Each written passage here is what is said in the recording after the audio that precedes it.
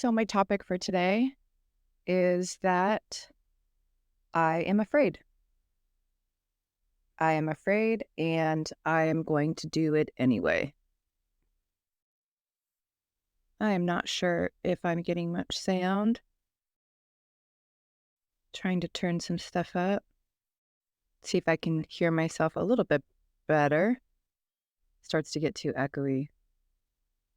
Still figuring all of this out. Okay, so my topic, I'm afraid. You know, that's super echoey. I think I gotta turn that down. Okay. I think it's this. Okay. Okay, now I'm not hearing so much echo, which I think is good. Okay. So I can cut that out, no big deal. Um, you know, this is really scary. Doing this is scary. Doing this on my own is scary. Doing this and then publishing it and then sending it out there into the universe is really scary. And I'm definitely really afraid. So this morning, I'm thinking about what it is that I should record, what it is that I should talk about on here. And I realized that I am I am so afraid. And what's kind of funny about it, I guess, is that I have two really huge fears. One of my fears is being really stupid, being really ridiculous, feeling a lot of shame, feeling very rejected, not belonging. So that's one, well, that's a bunch of fears, but it all is in the same idea, I think. And then the other one is, well, I guess it's kind of the same, but it's like not mattering, no one will care, it's not important. I should just shut up. I need to stop talking. Nobody wants to hear anything that I have to say. I'm not an important enough person to have anything to say. I don't come from a place of enough expertise. I don't come from a place of enough specialization. So what is it that I think that I can add collectively to the conversation? So this has been playing in my mind for, well, it's probably been a year, maybe even like a solid 6 months that I decided that what I wanted to do. And the long story is that I am about to be 45 and I have, like everyone who's about to be 45, gone through, a lot of life and a lot of living. And a lot of it has been absolutely phenomenal. And a lot of it has been extremely challenging. And I am startled still to this day at how much I'm still trying to figure it out. Maybe we are always going to be trying to figure it out. Maybe that isn't really something that ever really stops. Like if one day I just all of a sudden have it all figured out, maybe like that's the end. And then, I don't know, then we die or something happens. I'm not totally obviously sure about this, but so for a very long time, I was just living in straight survival mode. And, um, it's a difficult place to be, but I think there's so many people who are existing there all of the time. It's probably a privilege to now be on the other side of survival mode because I'm not in survival mode right now, meaning that most emergencies that take place, I probably can deal with. I have a decent amount of, not really certainty because you never really have certainty, but I would say more security than I've had in the past, which is interesting because most of my feeling of security and steadiness and ability to take care of emergencies by myself with the kids came post divorce for me, um, which this is just a different story. But there came a time where I realized that a lot of what it was that I had sought out to accomplish or to do, which was really honestly very basic, just trying to meet the basic needs of the people who I'm responsible for on a daily basis. I have three children. Well, they're adults now, but I have three young adult children who have been at home. I also have a stepson from my previous marriage who is older. But, I've had these kids to take care of. And so really it was just figuring out how in the world to do that. I was a young mom and I was young married, young mom.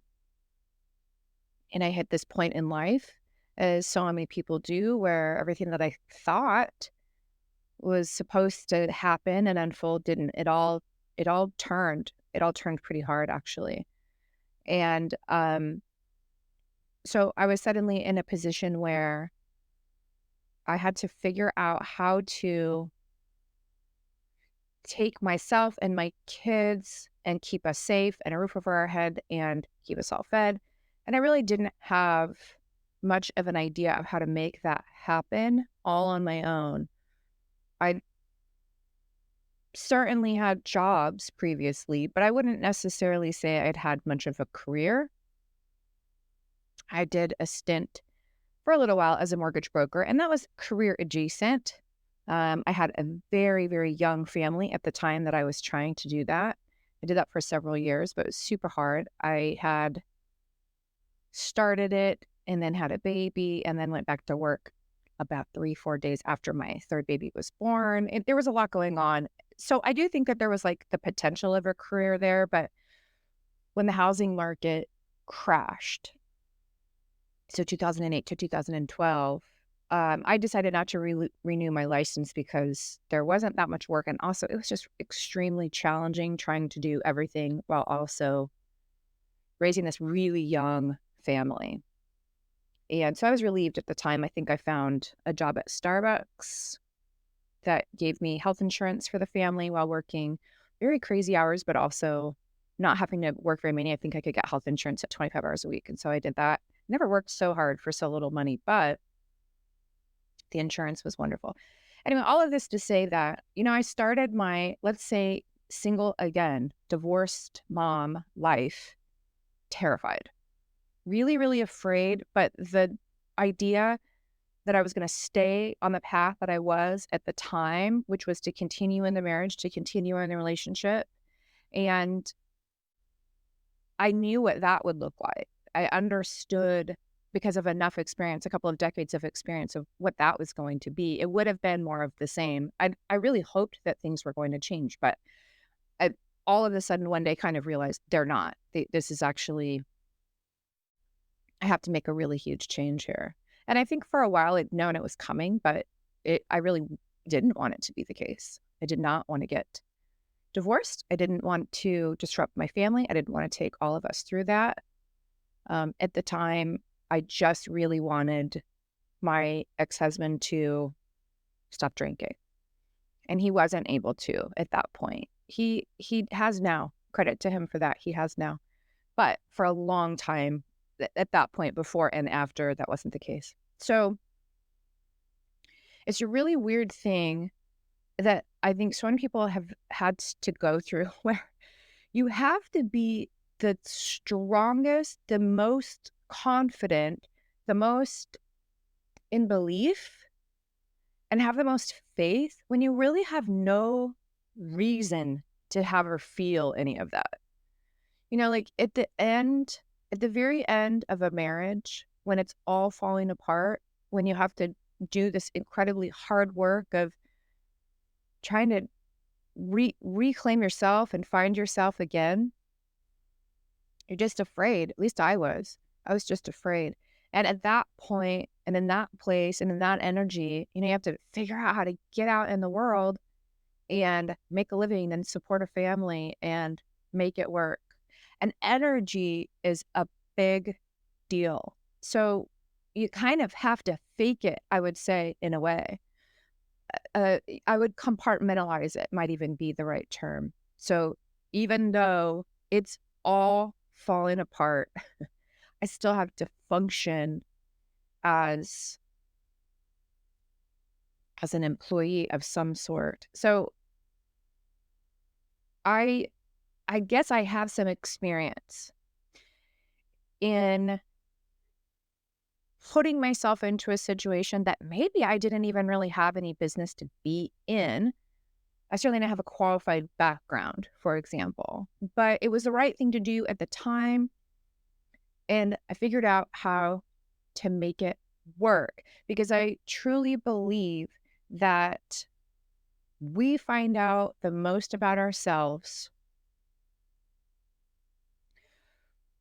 when there's a lot of opposition, when there's a lot of difficulty, when we are really, really struggling. What is it that we can do then? Because we have really two options, and you can make different decisions on different days as well. If one day you need to kind of pull it in and sort of shut down, you can.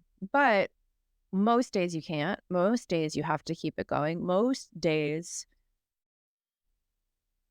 you have to get out there and live life, even when you really, really would rather not. And it's a very it's a very isolating feeling unless you happen to be really, like around other people who are also going through the same thing, which I think can help. But a lot of the time it's not the case, There's not ever really anyone that understands exactly where you're coming from. So there's some compartmentalization, which, you know, you have to be careful with, but it is necessary, I think, at times to kind of to get yourself through those very early days. Because, and this is something that people repeat all of the time, but it is in fact true. The only way through anything is through it. You have to go, you have to go through it. There isn't really a way to skip it, whatever it is. But I got myself finally to a place where I had achieved and created a level of financial and emotional stability for myself and my children. And that was wonderful. But I realized shortly after that I think that I have more to contribute. Well, I hope I have more to contribute.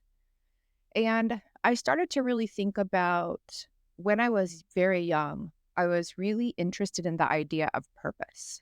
What was it that we were each individually here to do? And I really think that everybody has a purpose. And I really think that, often we refer to that as potential. But I think the idea is that everybody has this zone of genius. I really think everybody has this. And it's very individual. It's very unique. It's kind of a combination of maybe talent or aptitude and interest and almost like proliferation. So I had no idea what this was for me. I tended to work the hardest at things I was not good at. That seemed like a virtuous thing to do. So if something is hard, I should work harder at it. I should try to master the things that are difficult, the things that are challenging. And I I I muddled through that way for a really long time, and I think that there was value in it. I was a really weird combination of, I don't even really know how to describe it, but definitely maybe a confusing person for teachers or parents or even like friends. Because when I look back now, especially when I was young, there was a lot that I was, experiencing and understanding and wanting to converse about or talk about that could be at a might feel like a higher level. But then there's other things that were just extremely challenging for me. And I'm sure it was confusing. So I don't think I was ever a great student. I could get really good grades, particularly if I cared about the topic or the teacher. So if I could engage with the teacher, I could usually find enough reason or enough juice to get interested in the topic. if I didn't like the topic or I didn't really care about it and I didn't like the teacher, it was unlikely that I would do particularly well in that class. I did care about my grades, but there was a degree of caring. I think I cared more if my group of friends cared or if I thought that I would get positive attention from my parents. But a lot of the time, I didn't feel like my brain really worked the same way as everyone else's. I felt very, very, um, weirdly, like, alone, and it's so funny. I was talking to a friend from that I grew up with, and we've been in touch very, very infrequently, off and on over the years, but we have kids of similar ages, and we have similar religious backgrounds, and we were close when we were young. Well, close to the degree I could be close. And I remember she said it was so funny. She's like, "You are so cool." She's like, You were such a cool person." And I just it's so funny because no, there's nothing about me that's in any way cool. What I was detached. I struggled to bond. I was aloof at times. There were things I didn't understand and about everything. And I was so uncomfortable being really vulnerable about what was challenging for me.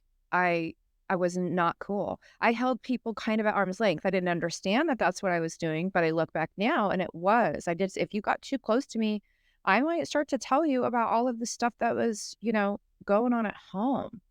I might start to tell you about all of the things about my religion that I was confused about. I might have started to tell you that I'm not that smart and I'm definitely not cool and I don't know if I'm a good friend and I'm not sure what it is that I'm capable of or not. So I wasn't cool, but she thought that I was, which was just a misinterpretation of something else entirely.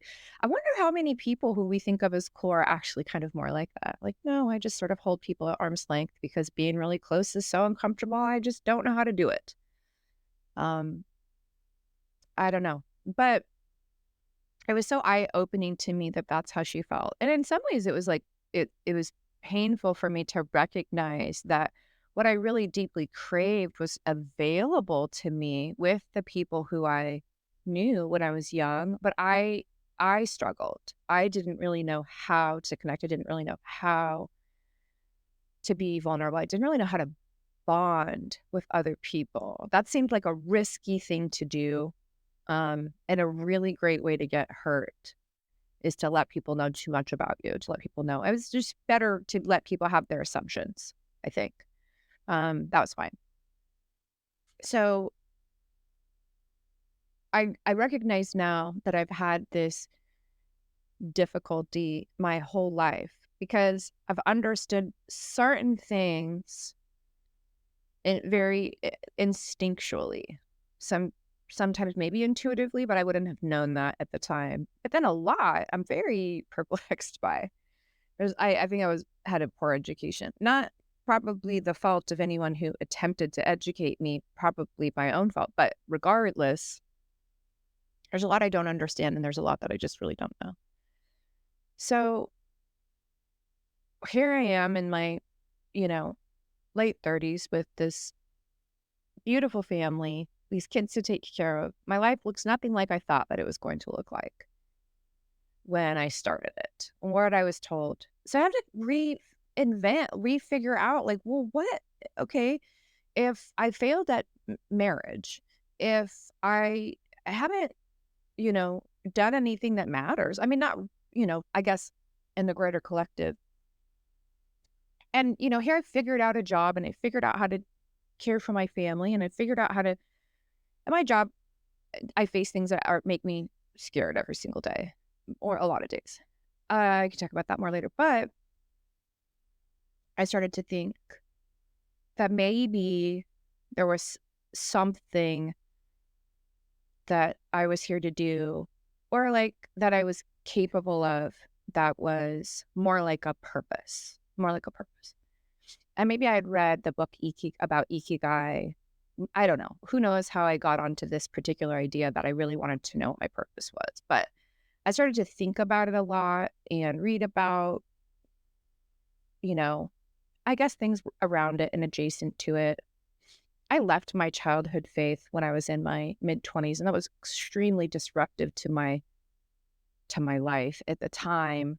But I think that in some ways I had to go through this period of like anger and mourning, and then it took a while to put the pieces back together and to rebuild what I really thought. So if you've been told what to think your whole life, if you've been told what's right or wrong, you don't have a lot of access to your own sense of knowing. You don't have a lot of access to your intuition, to, I mean, your gut, your heart. I definitely understood the intellectual part of figuring things out pretty well. But there was this like whole other thing that I wasn't accessing. I didn't even know how, because authority came from outside of me always. Permission came from outside of me always. It was taught to me to be specifically from God through men, and then filtered down through other leaders and teachers, and then told to me. So I really think that I was trying really hard to follow all of the rules. I believed everyone who taught me that the rules really mattered. I believed everybody, I really wanted to be good. We use the term righteous a lot. Devout, all in. It was hard when sometimes the things I would be learning about didn't really make a lot of sense to me.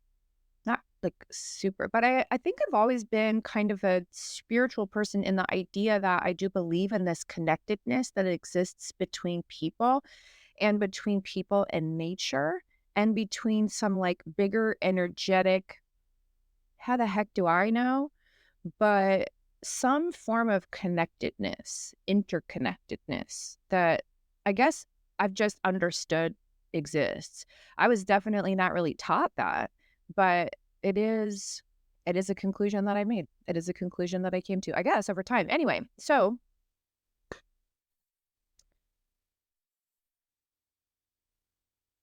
at midlife, it became important to me to understand all on my own, using my own brain and heart and gut and intuition and feelings and energy. What am I doing here?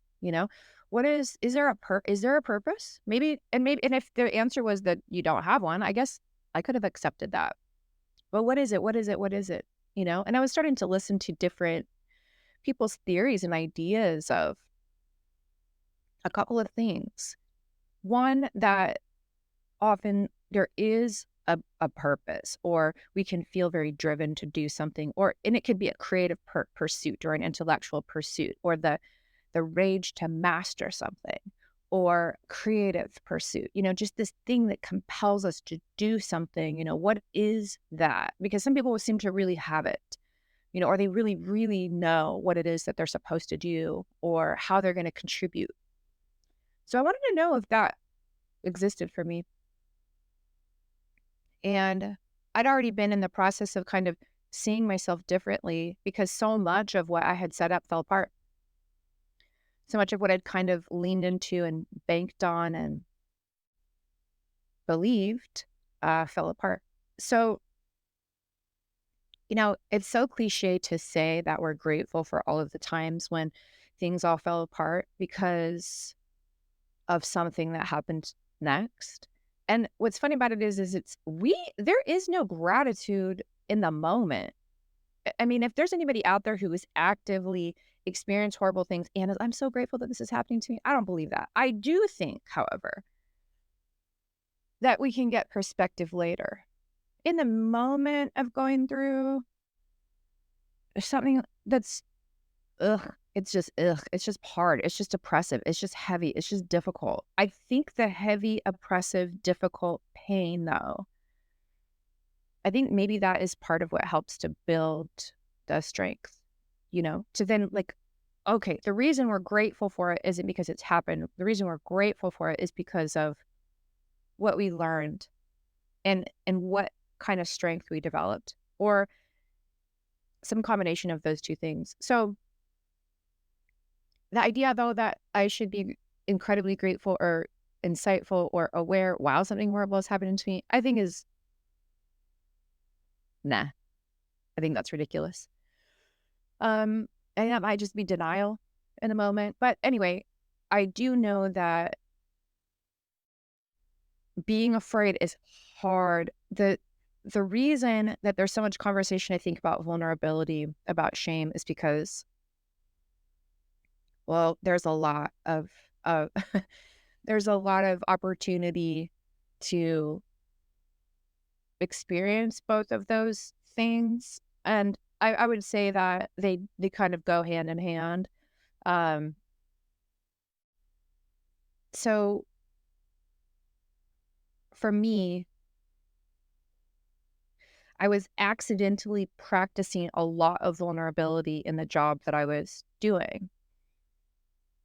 I was showing up to people's houses who I have not met before, which is in and of itself vulnerable, needing to be an expert about complex issues that I was, learning about, but we're always continuing to learn. I don't know everything, gosh.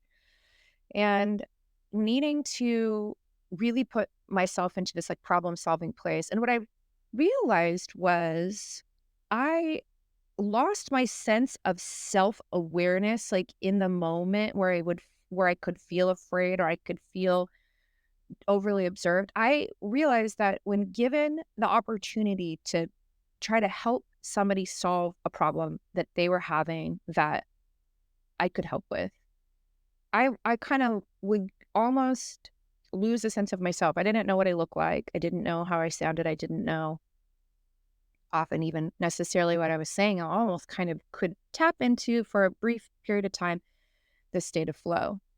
And something started to happen where, and I don't understand this, but where the people who I was interacting with, which were mostly random people who called in my company, I happened to be assigned to them. I would go out, but they would start to talk to me about really, really, really, and like personal details of their lives. It didn't bother me. I mean, at all, because I had no idea why, but I was just comfortable. Yeah, in that place where people were being like really vulnerable. I guess it just didn't really freak me out. I just I could understand to the best of my ability. I could understand. I met a lot of people going through divorce. I met a lot of people who were, struggling with a million different things. I met a lot of people who were, in difficulty in relationships, who are trying to figure it out. I don't know, something about being at someone's home, especially if there's an identified problem, I guess vulnerability might have been easier. But I recognize this was happening again and again and again and again. So I started to try to find out maybe if that had something to do with my purpose. Like, I could keep doing this job and showing up randomly at people's houses. And when people needed it, here's an opportunity for them to talk to a stranger about things that are important, significant, terrifying, wonderful. Most people talk about things that are scary more than they talk about things that are great. But, it gave me a little bit of an idea of, okay, so I would ask other people who were doing a similar job, Is this happening to you?" And they said, "No." I said, "Okay, interesting." And for a while, I thought, well, maybe I'm supposed to write about this. Um, at some point, I had recognized that I maybe had some ability around writing. I don't know if it's a lot or not, but basically, I was trying to find my zone of genius. And I don't think it's very woo-woo. I think it's just attempting to recognize where is it that your output is going to far exceed your input into something? Because that is probably a place where you want to focus uh, your time and your energy. And I thought about I went back to school as an adult to finish my bachelor's degree. So I had not finished it when I was younger. And I really, really worked hard in math. I did take calculus and all kinds of stuff that was really hard. And I didn't, I wasn't picking it up very quickly. I don't even know that I was necessarily a super slow learner with math, but I was not a fast learner and I didn't retain what I learned particularly well. In fact, and I was just slow at it. I had a timed test that I had to take in a calculus class, and the instructor of that class is actually someone who I really, really appreciated. He was formerly a professor of math at like West Point. So he was really, really disciplined. And so he had a timed test and you needed to be done by the time it was over. And I was still taking the test and he let me finish it, but he'd said multiple times, like 30 minutes before I had finished it, if you haven't finished it yet, you don't know the material, you know, you're not prepared. And I thought, oh, shoot, they might be right. It was taking me a long time. I understood in that moment I was supposed to have been faster at solving all of these problems on this test. So, what was interesting though is later on, he actually changed his policy because he came up and talked to me and he said, that took you forever. It's like, I know. It was like 3 hours. It was painful. But if you got an A on his test, he brought you like a candy bar. So he was handing me this candy bar and he goes, that test took you forever. And I said, I know it did. But he's handing me a candy bar, which meant I got an A. And he says, I just want you to know I revised my policy um, that people can, if people need to take longer on the test, they can. He says, I always thought that if it took you that long, you hadn't studied and you didn't know the material.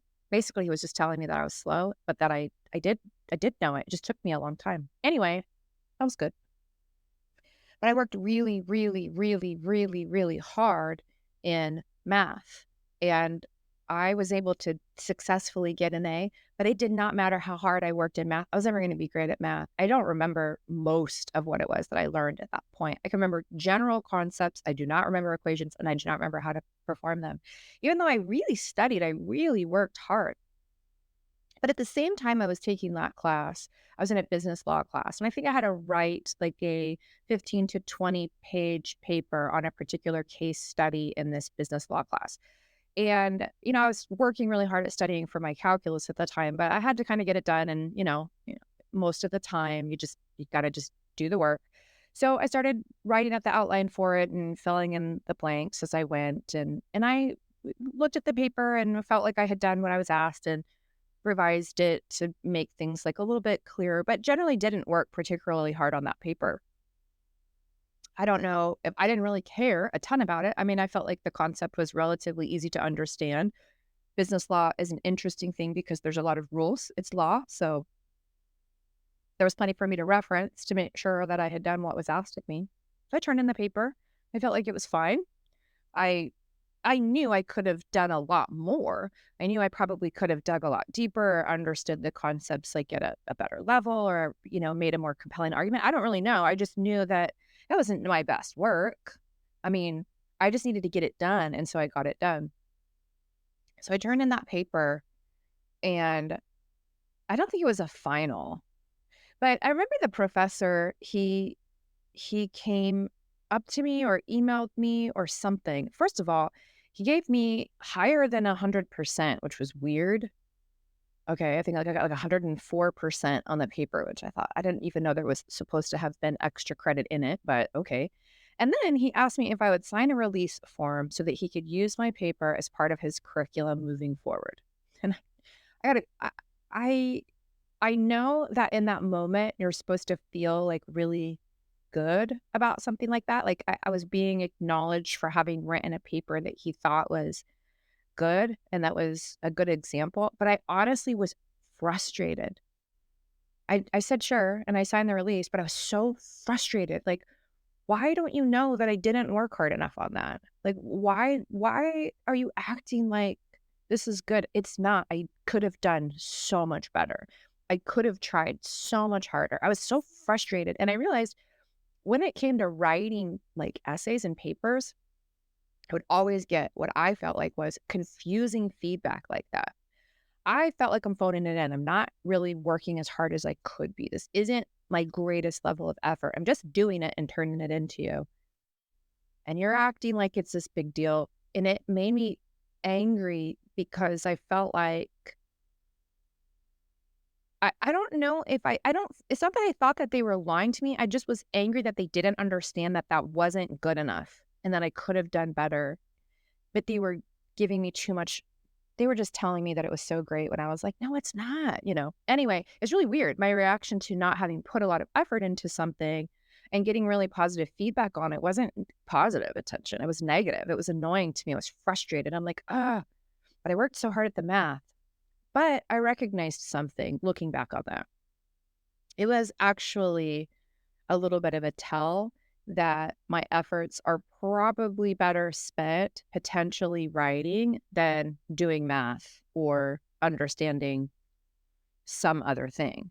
And I think that that's actually, it's a good thing to understand about ourselves. And I don't actually know if I'm even a very good writer anymore. I have no idea.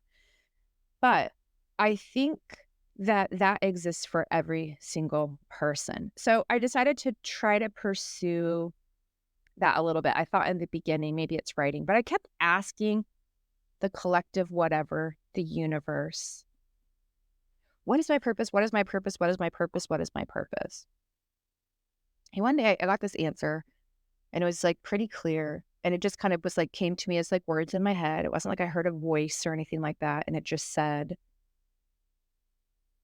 to teach, speak, and write. So I wrote that down, to teach, speak, and write. And I thought, okay, well, the writing kind of makes sense. The teaching I did not understand at all. And the speaking was like, what does that mean? You know, what does that mean? What the heck is, okay, I mean, like what? It was confusing to me at the time, but I wrote it down. The writing is the thing that I kind of thought about and understood. And oh, okay, well, that makes sense. So I started to try to understand like about what though. Like you can teach and speak and write, but what am I supposed to be teaching and speaking and writing about? And what does that even look like? And I wouldn't say that those answers came quickly for me because they didn't. I'm starting to understand them now. I'm starting to understand them better now, but I am still figuring it out. In the process of trying to find a business development group to work into so that I can figure out what the heck I'm supposed to be doing, which I still thought was going to be writing like a website or a blog or something. I don't know. I don't even know how people write anymore. I'm supposed to write a book. I don't know. I don't know. But I don't have anything to write about, I didn't think.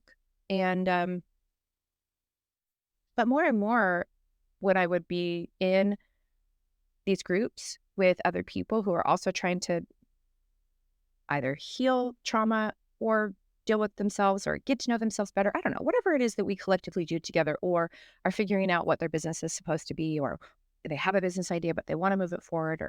And more with women, a lot of times there is a business idea, but it's also in the realm of like, and I also want to help people. You know, most things that I hear from women are in that like type of idea, like service-based or something like that, bringing their own unique skill towards helping other people. It's pretty common. But I kept kind of getting this feedback saying, well, you should be, you need to talk more. I don't know. It's weird. But it kind of made me laugh because growing up, the only thing I definitely knew about myself based on feedback from adults was I talked too much. I talked too much. I asked too many questions and I talked too much. In fact, I want to say in my feedback from teachers growing up, she talks too much to other people at times. Maybe not always focused in the way that I should be. That's true. I mean, sometimes talking to people about what they've got going on is way more interesting than whatever we were supposed to have been learning at the time. I think I still did fine. I don't think teachers disliked me. I wasn't like rude or mean or combative or disruptive or anything like that. But I did want to talk to people. I'm super interested in everything. Sometimes I think I'm like a little slow, so I have to like ask more questions to figure out more that everyone else seems to understand, but their understanding of it is different than the way I understand it. So I was getting this feedback about speaking and I just thought like, "Oh, no, I talk too much. I talk too fast. I'm just felt terrified. I felt a sense of shame, but I thought, well, I would do it if people thought that it was valuable." And so that noise got louder. More people, I still thought I was going to be writing, and then it came up, "Hey, have you thought about podcasting?" And I really enjoy listening to podcasting. I love relational podcasting. I love when people are asking each other about things that they know or get really deep into a story. I love storytelling. I like things that feel kind of like fluid and organic and that really kind of get me engaged or that help me to think about something in a way that I definitely wouldn't have thought about it before. I really, really love that kind of thing. So it's familiar, obviously, with podcasts. I think that they're pretty popular, but there's a few things I know about podcasts. One is everybody has one. You know, every single person who seems to have some level of fame or is a comedian or everybody has a podcast.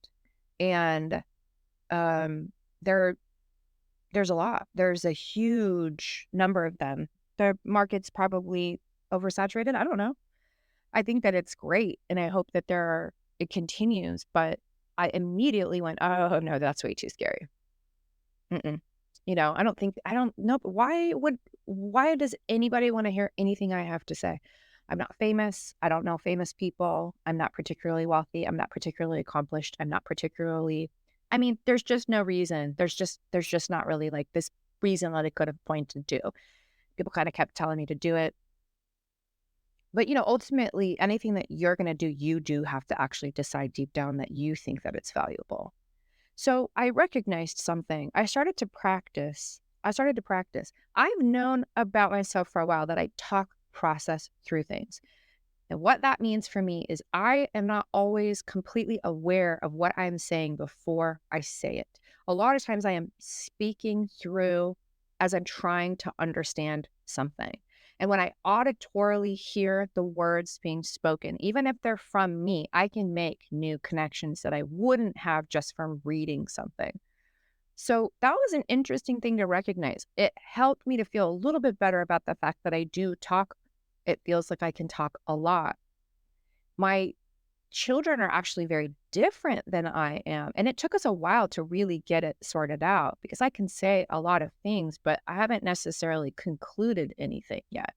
Whereas my two youngest children, they're really different. Their approach to talking is very different. They really spend a lot of time internally understanding exactly what it is that they want to say and how they want to express themselves. And only when they really have it figured out do they then talk and say what they want to say. Well, I didn't understand that they were functioning that way, and they didn't necessarily understand that my functioning was different. So we had to kind of negotiate it. We had to sort of figure out, okay, I really upset you, my son, when I say, "Are you sure?" after you said something to me, because I'm knowing that when I say something, it doesn't mean I'm sure. And for him, he would get offended, like, "Why are you asking me that? I already said this."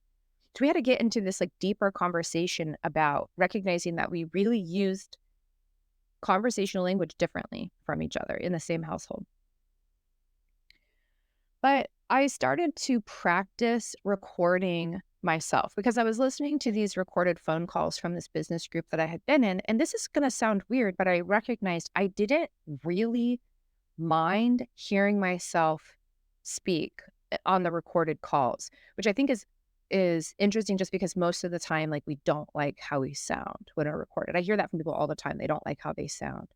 I didn't really have much to say about like the tone of my voice. I thought I talked too fast at times, but I was getting engaged into my own conversation with someone else because again, I'm not always completely aware of what it is that I'm saying. And so when I got to go back and listen to it, I actually felt like I was I was engaged, but I was kind of like learning something.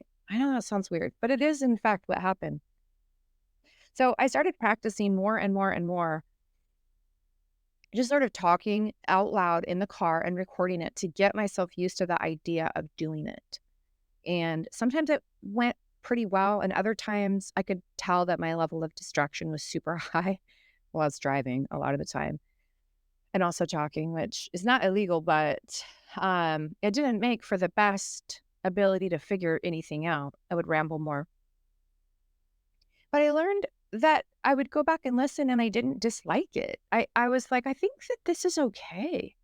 So I would let other people listen, and sometimes I mean, a lot of times they would thought it was good too. I don't, again, I think it can be confusing to me because it's an area I feel a lot of insecurity. I feel a lot of insecurity, not about how I sound when I speak, but all of those years of being young and being told to just stop talking, stop asking questions. Why can't you just accept that this is the way that it is? Why do you have to know the ins and the outs of everything? My mom used to think that I was like obstinate. She used to think that I was like difficult, would drive her crazy because I wanted to know why.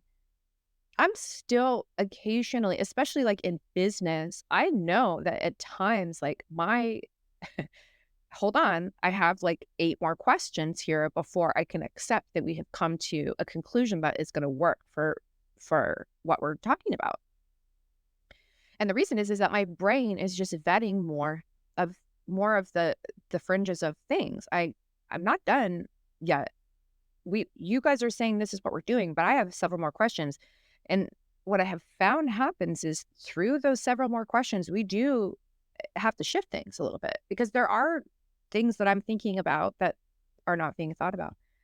And it used to frustrate some of the people that I work with, one of the people that I work with. It could frustrate them because I think that occasionally I can have an intensity behind this desire to continue talking about something. And people don't really like to be challenged and don't really like to be told that they haven't found the perfect solution yet. But none of us have found the perfect solution to anything. None of us have ever found the perfect solution to anything. It's not real. So, um, you know, I I feel like I would have to kind of get strong because I started to believe that I actually had something valuable to add. But I work with a lot of men, almost all men, and I realized that they definitely had come from a culture where I wouldn't say that women's opinions and voices were equal at times.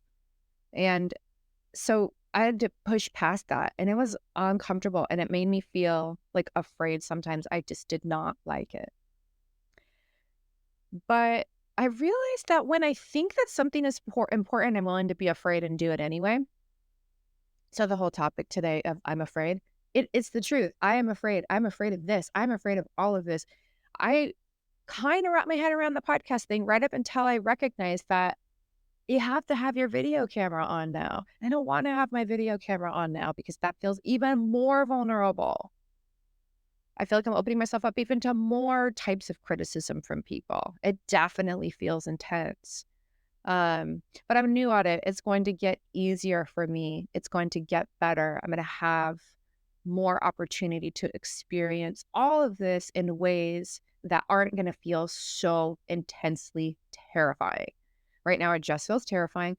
I am committed to doing it anyway. I am going to do 100 episodes of this podcast, and then I'll think about it. I'll evaluate it. I'll decide if I'm on the right track or not. I don't know. But if you are listening to this right now, then, I would love for you to be along for the ride. And I have no advice for anyone ever because I just don't think that that's a thing. But one thing I know for sure is that so often, and I hope this is going to be true, but I don't know yet, but I hope it's going to be true. And I'm having faith that it is. So often, something really amazing can be right on the other side of I'm afraid and I don't want to do it. And I don't mean bad afraid. I mean excited afraid. a little terrified, afraid, but there's excitement in there too. There is hope. There's a little hope. There's a little hope that maybe there's something here, maybe there is something that is going to be valuable for someone. And I said this before, but I really mean it. Well, even if one person gets something positive out of this, it could even just be that I'm the only one that gets something positive out of it. But if one person gets something positive out of it, it's worth doing. It's worth doing. It's worth putting the time and the energy and the effort and the resources and the everything else into. And then this is the big one. It's worth being a little bit afraid and doing it anyway. I am going to leave it at that. And if you're watching this, I hope you have a great day.